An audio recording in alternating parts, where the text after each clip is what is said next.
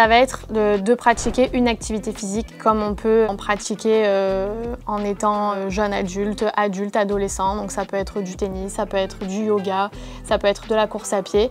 Qu'est-ce qu'on va faire exactement? On va tout simplement venir adapter cette pratique en adaptant que ce soit l'intensité.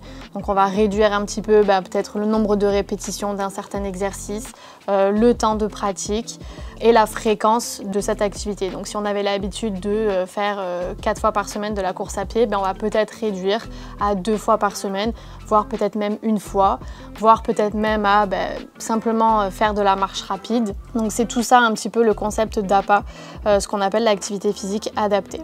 Les bénéfices de l'activité physique adaptée, aujourd'hui, ils sont très nombreux. Ils vont permettre de lutter contre un bon nombre d'effets secondaires et d'effets indésirables qui sont dus aux différents traitements des cancers, notamment les cancers gynécologiques. On va retrouver notamment une aide pour lutter contre la fatigue, qui est un petit peu le symptôme numéro 1 ressenti chez les patients et patientes. On va pouvoir essayer de maintenir les capacités physiques, donc que ce soit les capacités au niveau cardio-respiratoire, donc l'endurance, être capable de maintenir un effort pendant un certain temps, de maintenir son volume et sa masse musculaire, qui sont aussi des éléments importants pour la vie du quotidien. De maintenir aussi son capital souplesse, son amplitude au niveau de toutes les articulations du corps. On va pouvoir lutter aussi contre le stress, contre l'anxiété, qui peuvent être dus justement à la lourdeur de ces traitements, à ce que ça implique dans la vie sociale, dans la vie professionnelle et familiale. Et on va pouvoir essayer de redonner un petit coup de boost à notre image, à notre confiance en soi, et notamment notre confiance à se mouvoir dans la vie de tous les jours.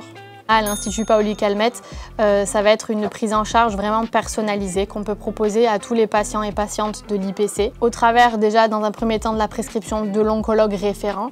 Dans cette prescription, l'oncologue va pouvoir préciser certaines modalités, si c'est un traitement par chimiothérapie, s'il va y avoir une opération ou s'il y a eu une opération, etc. De là, on va pouvoir contacter le patient, la patiente, pouvoir lui proposer un petit peu les différentes choses à sa disposition. Donc ça peut être un accompagnement à la salle de sport de l'IPC directement. Donc là, ce sont des séances qui vont durer entre 30 minutes et 1 heure.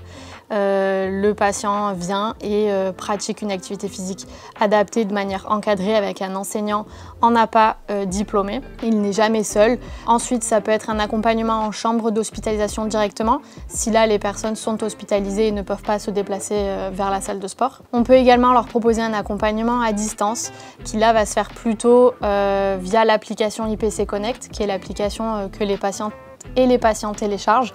Sur cette appli, ils vont pouvoir avoir accès à un certain nombre de vidéos tutoriels, d'exercices, de renforcement musculaire, d'endurance, d'étirement, de souplesse, qui vont pouvoir pratiquer en autonomie n'importe quand, n'importe où, avec leur famille, leurs amis, etc.